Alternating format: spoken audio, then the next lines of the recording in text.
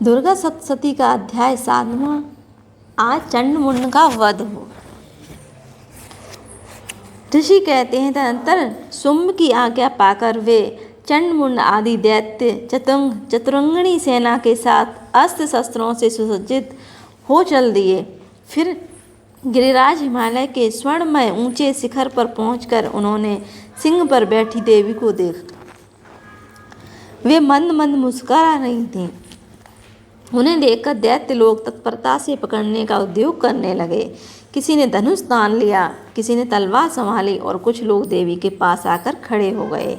तब अंबिका ने उन शत्रुओं के प्रति बड़ा क्रोध किया।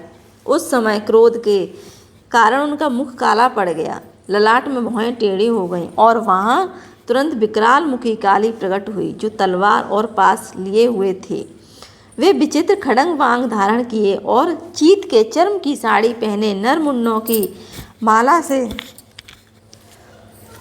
विभूषित थी।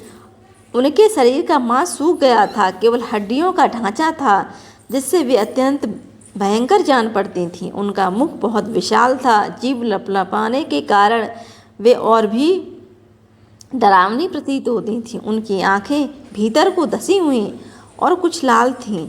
वे अपने भयंकर गर्जना से संपूर्ण दिशाओं को गुंजा रही थीं। बड़े बड़े दैत्यों का वध करती हुई वे कालिका देवी वेग से दैत्यों की ओर सेना पर टूट पड़ी और उन सबको भक्षण करने लगीं।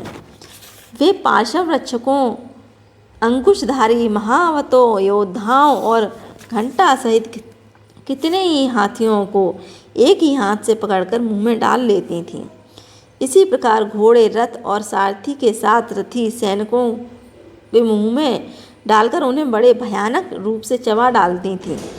किसी के बाल पकड़ लेती, किसी का गला दबा देती, किसी को पैर से कुचल डालती और किसी को छाती के धक्के से गिराकर मार डालती। वे असुरों के छोड़े हुए बड़े बड़े अस्त्र शस्त्र मुंह से पकड़ लेती और रोष में भरकर उन्हीं को दांतों से पीस डालती थीं। काली ने बलवान एवं दुरात्मा दैत्यों की वह सारी सेना रौंद डाली और कितनों को मार भगाया।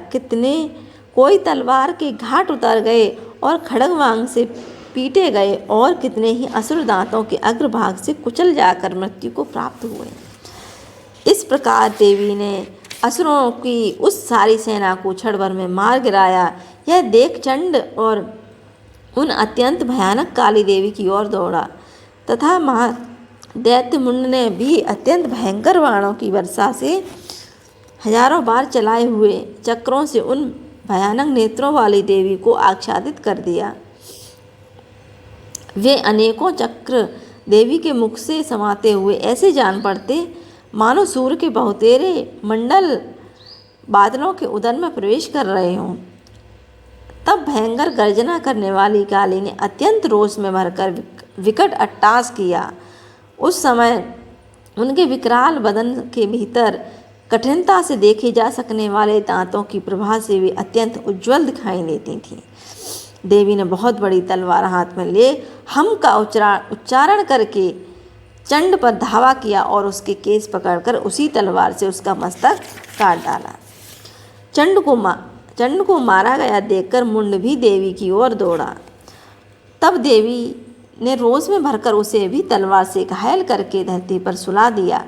महापराक्रमी चंड और मुंड को मारा गया देख मरने से बची हुई बाकी सेना भय से व्याकुल हो चारों ओर भाग गई। तदंतर काली ने चंड और मुंड मस्तक हाथ में ले चंडिका के पास जाकर प्रचंड अट्टहास करते हुए कहा कि देवी, मैंने चंड और मुंड नामक इन दो महापशुओं को तुम्हें भेंट किया है। अब युद्ध में तुम शुंभ और निशुंभ का स्वयं ही वध करना। ऋषि कहते हैं, वहाँ लाए हुए उन चंड मुंड नामक महादैत्यों को देखकर कल्याण में चंडी ने काली में मधुर वचन में कहा, हे देवी, तुम चंड और मुंड को लेकर मेरे पास आई हो, इसलिए संसार में चामुंडा नाम से तुम्हारी ख्याति होगी। इस प्रकार श्री मार्कंडेय पुराण में सर्वाणिक मनवंतरी कथा के अंतर्गत देवी महात्म्य में चंड मुंड वध नामक 7वां अध्याय पूरा हुआ। जय माता दी।